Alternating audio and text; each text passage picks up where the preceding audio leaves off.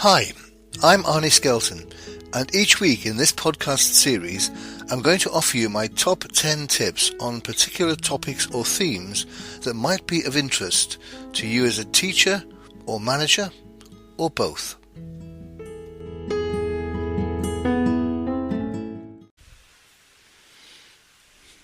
Hi, and welcome to this week's podcast, which this week is all about incentivizing yourself. Often we make commitments to do something and then kind of run out of steam. And so I thought this week I'd just give you my top 10 tips on how to incentivize yourself to give yourself more of a sustained chance of achieving what you've set out to achieve. I'm sure many of these will be familiar to you, but it's just worth recapping them just in case. So tip number 1, promise yourself a valued reward.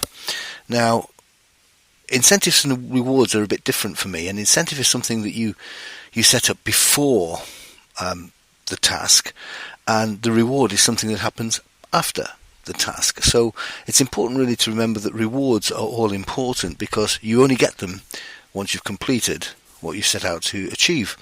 So promise yourself a valued reward. Now, what that is entirely up to you, but it should be smart, specific, measurable, achievable, relevant, and time-framed. And the time frame, of course, is completion of the task. So think of something that you value, that you really would like, and that you wouldn't ordinarily budget for. So it's a kind of bonus. It's a perk. It's something special. So, for example, when I started this whole process and started running my own business 30 years ago, every time I hit a particular target, a financial target or a new client target, I bought myself a decent bottle of wine. I was always happy to drink, fairly supermarket plonk, as it were. But I thought, well, I'll just build myself a little, whatever it is, a little sort of set of nice wine that I can look on, and it's kind of like a little reminder of success. So when I stopped drinking, I didn't do that anymore, but that was a really good incentive that converted into a very nice reward. So tip number 1, promise yourself a valued reward. Tip number 2, build a reward fund. Now, it's built on the same principle as tip number 1 about rewards, but this time it's about building something that you feel long term is almost unachievable, and that you'd never put yourself out to achieve because it would be too expensive or take too long. Well, here's the tip.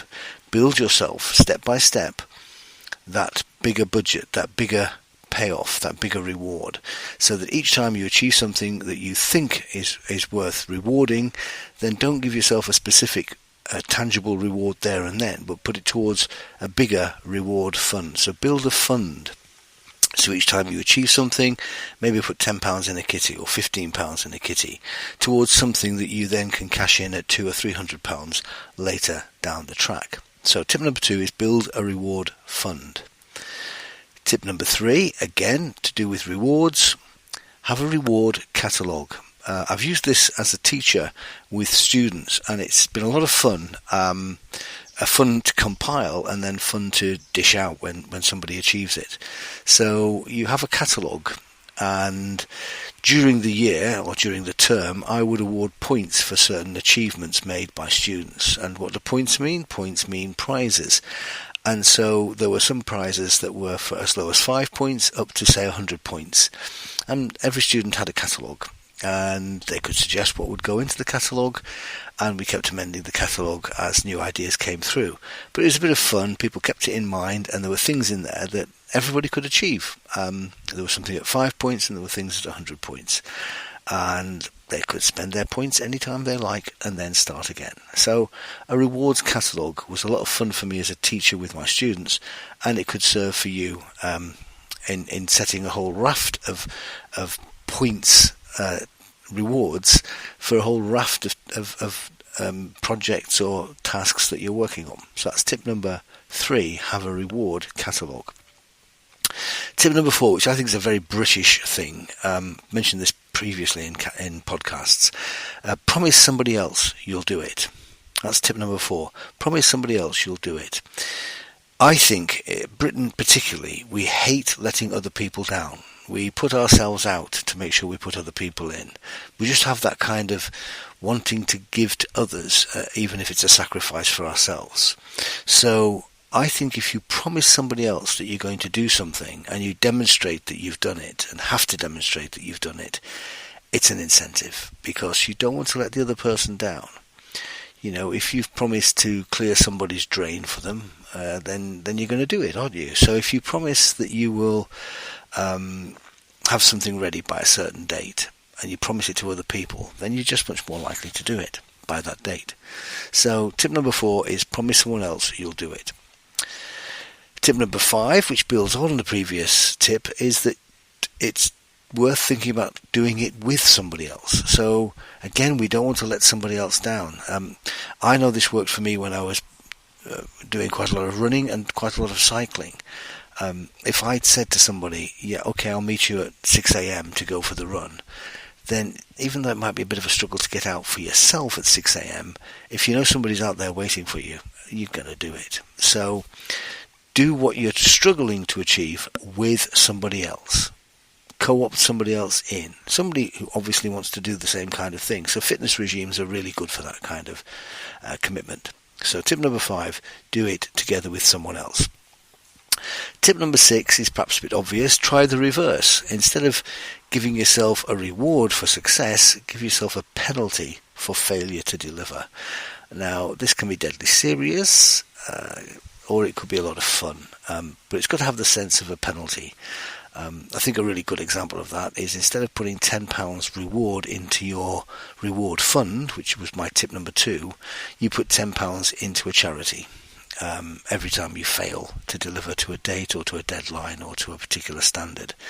So tip number 6, try the reverse. Penalise yourself for failure to achieve. Tip number 7, make it part of your identity. This is something I'm really quite keen on. I learnt this really when I was running. If you regard running as a project to be done, something that's out there, out with you, external to you, so I have to go running, it's easier not to do it because it's a task to be done. If, however, you can make it the case that I am a runner, and therefore that's what runners do, you make it part of your identity. So if I'm a runner, then I go running. Currently, I do a lot of walking. Now, it's not a problem for me to do a lot of walking because I enjoy it, but I am a walker. I walk every day. So it's part of my identity. So if it's part of your identity, you're bound to do it. It's part of who you are.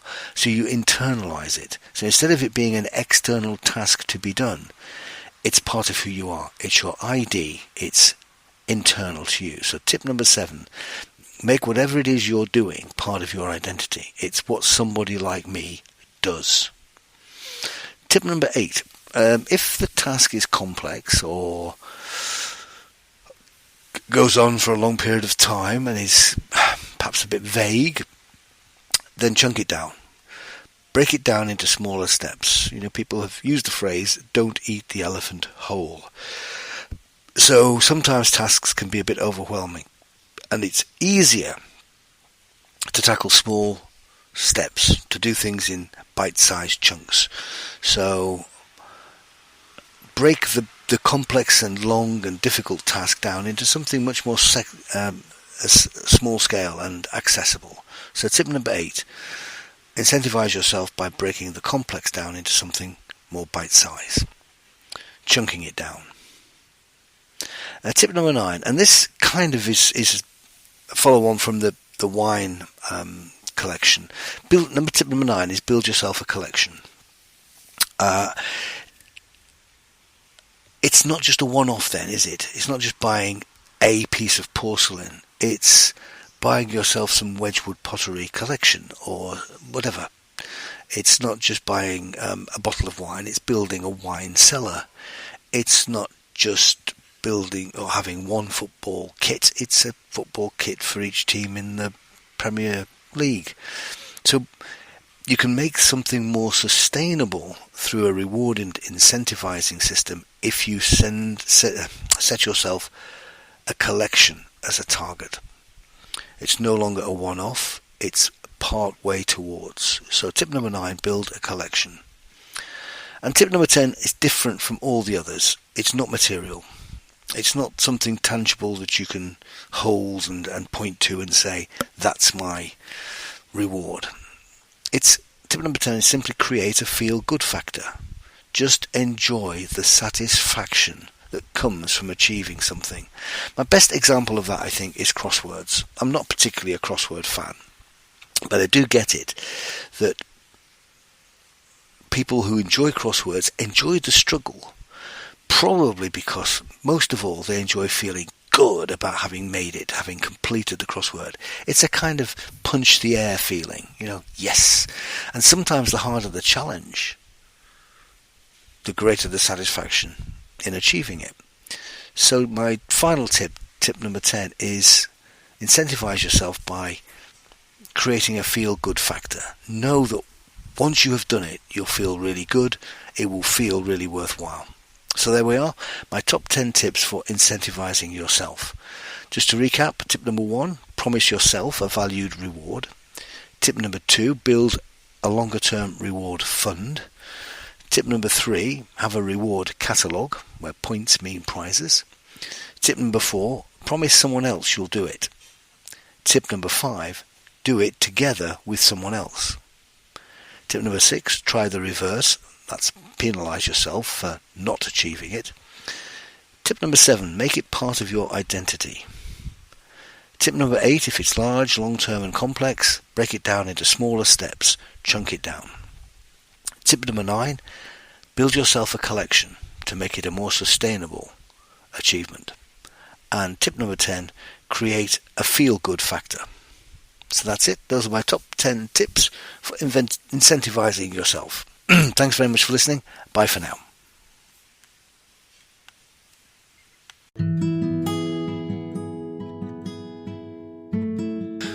Thank you for listening. If you've enjoyed this podcast, make sure you subscribe. You will still get the podcast for free, but you will also get an alert to let you know when the next podcast is available. And please recommend the podcast to anyone else you think might like it and benefit from it. Also, I'd really appreciate it if you could leave a review and any other comment, because they'll help promote the podcast series on the relevant platform. So, bye for now.